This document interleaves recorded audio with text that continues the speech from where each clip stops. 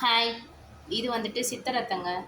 இருமலுக்கு ரொம்ப நல்லது. சின்ன வயசுலேருந்து பெரியவங்க வயசானவங்க வரைக்கும் எல்லாருமே குடிக்கலாம். இது பாருங்க, இப்படி தான் இருக்கும். நாட்டு மருந்து கடையில கிடைக்கும். சித்தரத்தன்னு பேரு. ரொம்ப நல்லது. கோல்டுக்கு ரொம்ப நல்லது.